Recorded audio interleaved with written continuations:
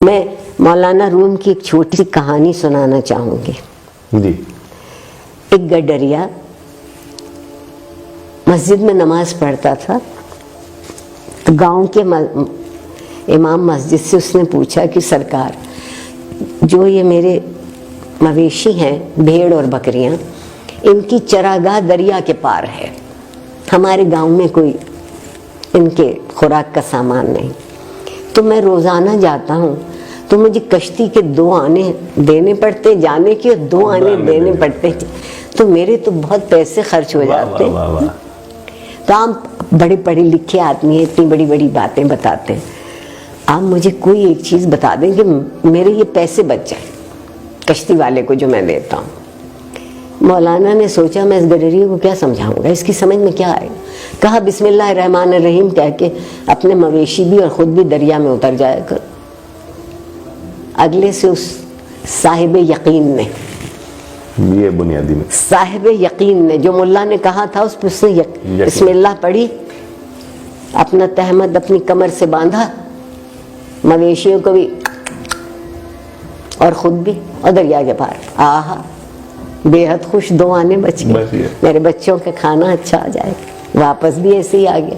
اب زندگی بہت اطمینان سے گزرنے لگی. ایک دن شام کو وہ اپنے مویشی گاؤں واپس لانا چاہتا تھا تو دیکھا کہ مولانا بھی وہیں کھڑے اور بہت پریشان ہیں. دنیا بھر میں دستور ہے کہ سورج ڈوبتے ہی کشتیاں الٹی کر دیتے ہیں. ملا کشتی الٹی کر دیتا ہے کہ اب سفر ختم, اب کل جب سورج طلوع ہوگا تو پھر سفر کی ابتدا ہو. غروب ہو چکا تھا سورج. انہوں نے دیکھا یہ اپنے پورے ریوڑ کے ساتھ مزے میں گاتا, گوالا گاتا ضرور ہے, ریوڑ والا گاتا ضرور ہے, اس کی طبیعت میں موج ہوتی ہے. یہ چلا آ رہا تو اس سے پوچھا کہ تم کیسے پار جاؤ گے. یہ تو کشتیاں الٹی کر گئے, کوئی ملا نظر نہیں آتا, کوئی کشتی نہ.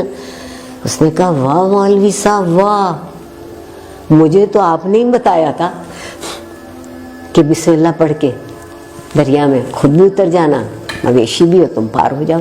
تو آپ بھی بسم اللہ پڑھیے اور چلیے میرے ساتھ. وہ چرواہا صاحب یقین تھا, بے شک. یہ صرف صاحب گفتار تھے میری طرح.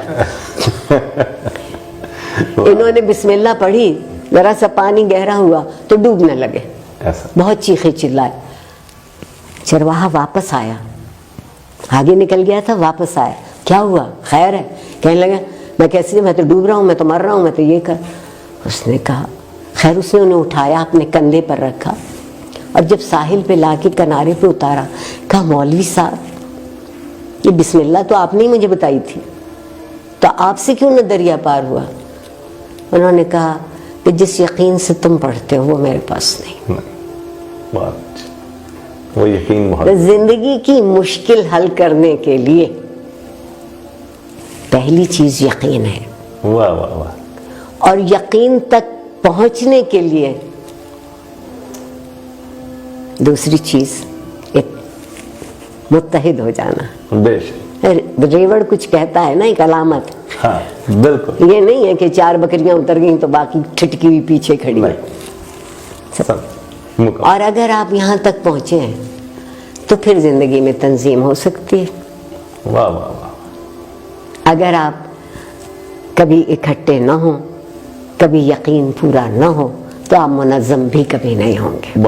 جو اچھی زندگی ہے وہ منظم زندگی ہے. منظم زندگی ہے بے شک. علم کا درجہ کوئی ہو یا نہ ہو, احساس تو جاگتا رہے. وہ تو رہنا چاہیے. تعلیم یا ایجوکیشن کہہ لوں, نالج اس وقت بنتی ہے جب آپ کے احساس میں شامل ہو جاتی ہے. بہت اچھا.